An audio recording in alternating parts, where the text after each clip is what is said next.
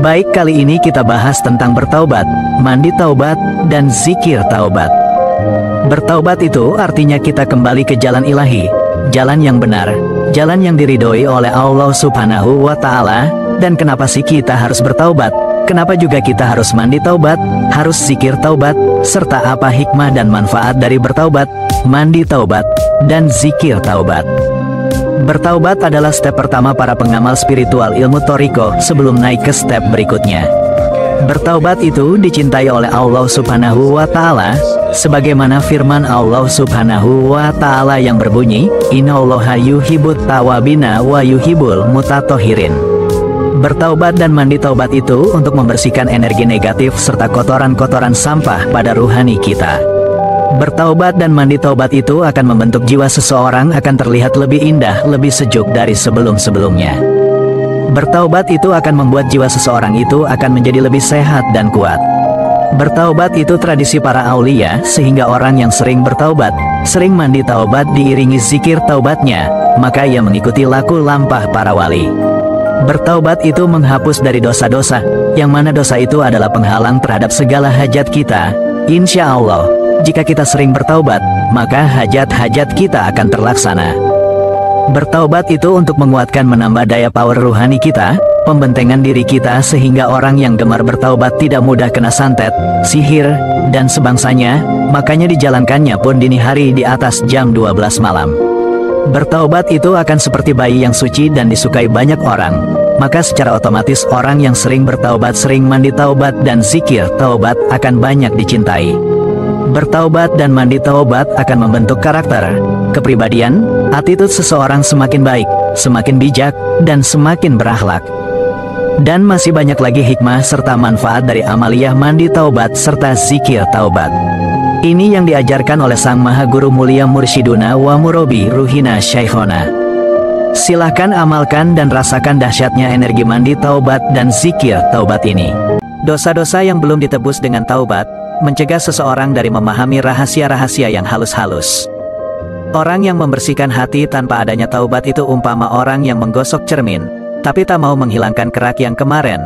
Sekalipun cermin itu bersih dari embun dan kabut, tetap saja cermin melekat aneka kotoran yang mengerak. Jika orang berkaca, maka kotoran halus di wajah tak bisa dilihat dengan jelas.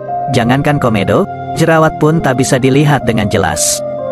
Pintu keperbendaharaan Allah yang tersembunyi adalah taubat. Orang yang telah menyuci bersihkan hatinya hanya mampu berdiri di luar pintu rahasia Allah selama dia belum bertobat. Samalah seperti orang yang mati syahid yang belum melunasi utangnya terpaksa menunggu di luar surga. Jika dia ingin masuk ke dalam perbendaharaan Allah yang tersembunyi yang mengandung rahasia yang halus-halus, wajiblah bertaubat. Taubat itu sendiri merupakan rahasia yang halus. Orang yang tidak memahami rahasia taubat tidak akan mengerti mengapa Rasulullah Shallallahu Alaihi Wasallam yang tidak pernah melakukan dosa masih juga memohon keampunan, sedangkan sekalipun baginda Shallallahu Alaihi Wasallam berdosa, semuanya diampunkan Allah Subhanahu wa Ta'ala. Apakah Rasulullah Shallallahu Alaihi Wasallam tidak yakin bahwa Allah mengampuni semua dosa-dosa dan kesalahan-kesalahan beliau? Jika ada, maksud taubat adalah kembali, yaitu kembali kepada Allah Subhanahu wa Ta'ala. Orang yang melakukan dosa tercampak jauh dari Allah Subhanahu wa Ta'ala.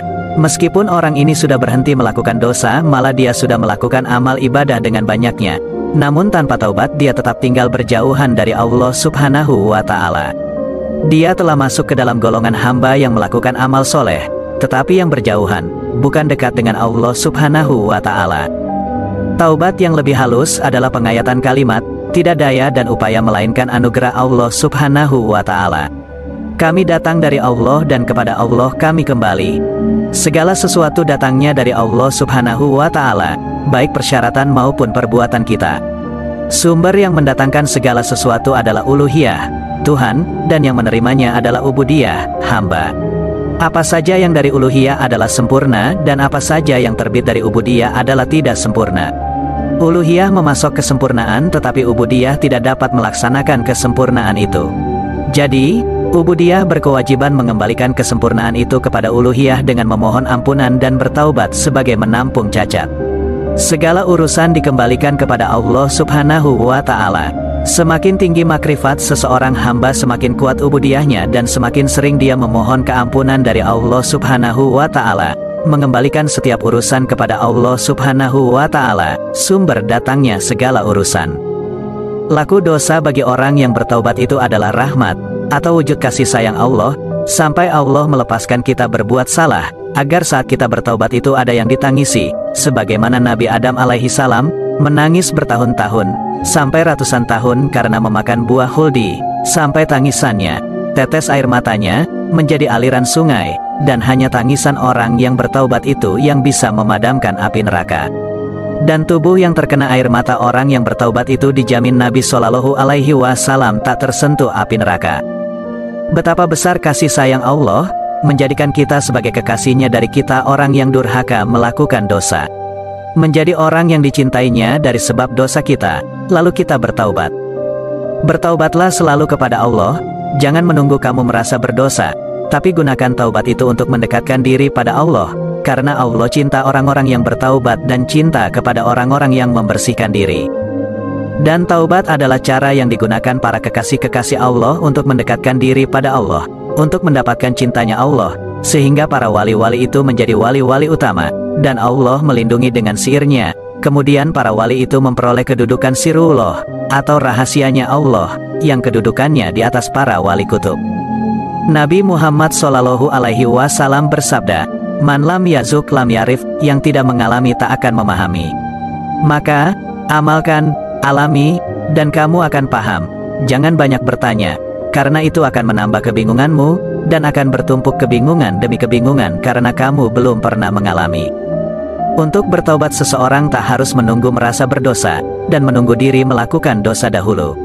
Sebab sudah menjadi kodrat manusia itu secara sadar dan tidak sadar, diri suka tak mengakui dosa, dan lebih cenderung membuat alasan atas dosa yang telah dilakukan, dan melakukan pembelaan-pembelaan pada dosa yang dilakukan. Sekarang di mata orang lain, mungkin akan membuat pembelaan dan hujah, tapi nanti di hadapan Allah, dosa itu yang menjadi saksi adalah anggota badan kita sendiri. Maka, sebelum masa itu terjadi, sebaiknya diri membersihkan diri dengan taubat dari sekarang, agar wujud pelapis hati dan ruh juga akan terbuka, kecemerlangan memancar dari hati, memancar sampai ke wajah, dan orang menatap juga akan ikut terpancari cahaya. Dalam Quran sudah dijelaskan bahwa sesungguhnya Allah mencintai orang-orang yang bertaubat dan mencintai orang-orang yang mensucikan diri.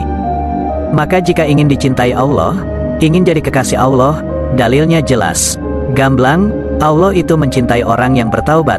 Maka jika ingin jadi kekasihnya Allah, ya cukup jalankan saja taubat setiap hari, setiap malam, tentunya sebagai amaliyah.